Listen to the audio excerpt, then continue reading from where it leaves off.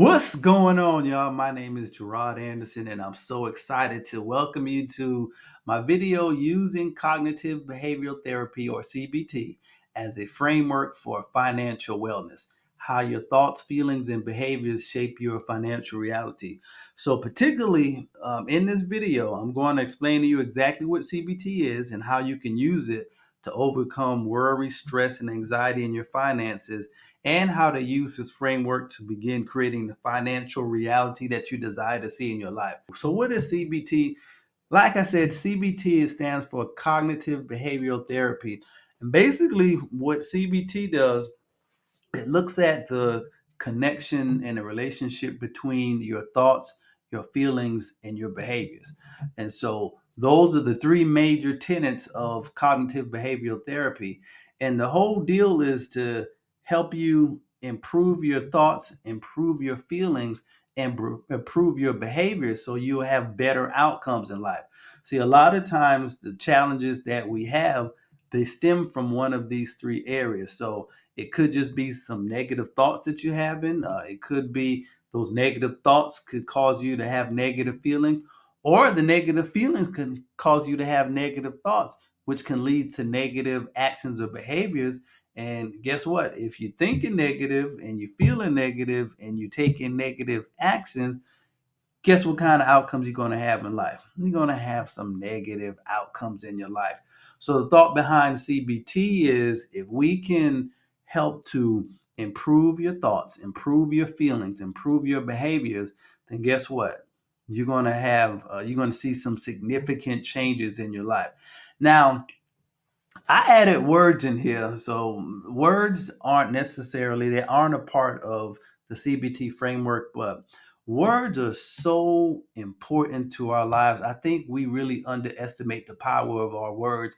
And so I just wanted to interject words in there for your thinking, because your words can influence all of these different areas. Like, you may not be feeling a certain way, but if you change how you're speaking, you can change how you're feeling. So just using more positive and powerful, optimistic words.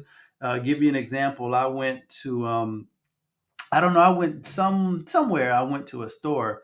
No, I was on the phone with something at work, dealing with something with one of my students, and the lady who answered the phone, um, she asked me, "How you doing today?" So I said, "Oh, I'm doing fine. I'm doing well."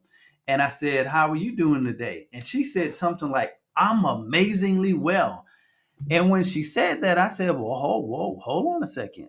Well, let me upgrade what I said, because you made me feel empowered just from how you said that you were doing amazingly well." So I took mine back and I said, "Well, let me change that." I said, "I'm doing well and blessed and outstanding." I just made something up, but just her words made me feel like, wow, man, there's some power coming from somebody who's saying, like, "I'm amazingly well." So as we go through this presentation, I want you to just, step number one, I just want you to become more aware of what you're thinking. I want you to become more aware of your feelings and your emotions. I want you to become more aware of the decisions that you make and the behaviors that follow. But I also want you to become aware of the words that are coming out of your mouth. And I'm going to show you exactly how you can use these components to impact your finances and your financial well-being. All right, so what exactly is cognitive behavioral therapy? So cognitive behavioral therapy is a form of talk or psychotherapy. So if you ever heard the term psychotherapy, basically it just means a form of therapy that involves talking or communication. And it's designed to help you to see the connection between your thoughts, feelings, and behaviors, like I just explained to you. And it's also designed to help you change unhealthy thought patterns, unhealthy feelings, and unhealthy behaviors, and learn to adopt healthier thinking patterns, habits, and beliefs. So, really, in a nutshell, you have everything that you need to learn right there. So, anything that's going on in your life, it has some origin in how you're thinking, how you're feeling, and the behaviors or the actions that you take. And the goal of CBT is to identify some of the more unhealthy thought patterns that you may have, some of the unhealthy feelings that you may be feeling, and those unhealthy thoughts and feelings may be causing you to behave in ways that's not in your best interest. But the core key thing to remember is that all of these areas impact each other. So I'm going to probably say the same thing over and over again because, as you know or may not know, repetition is the mother of all learning. So I really want to say this stuff over and over again until it really starts to sink into your thinking. So, what are the goals with the CBT framework and what are some of the objectives? So, as I stated before, you want to pay attention to your thoughts, your feelings, and your behaviors enough so you can identify, man, what type of thoughts am I thinking that are not working in my favor? What are some of the negative thoughts that you may be thinking or feeling?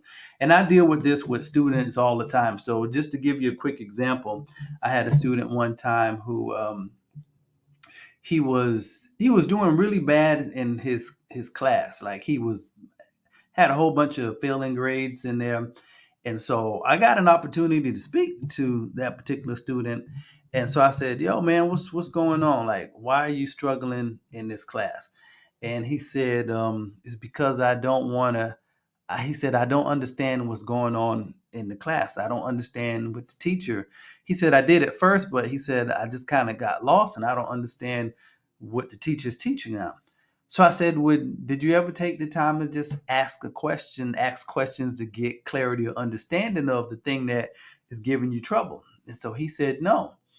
And I asked him, "Okay, if you don't understand what the teacher is teaching, why don't you ask questions?" And he said, "Because I didn't want to feel stupid. I didn't want to look stupid, like I didn't know what she was talking about." Now, mind you, he didn't know what she was talking about, but the thought in his mind, he associated asking a question with being stupid. And so that was a negative thought that led to feelings of inadequacy. It caused him to feel like he wasn't intelligent. And it led to the behavior of him not taking the initiative to answer questions, to ask questions. And as a result of that, he began to act out in class. I think that's why I actually started to talk to him because his behaviors was starting to become a disruption in the class. But all of it started from that thought that to ask questions is going to make me look stupid.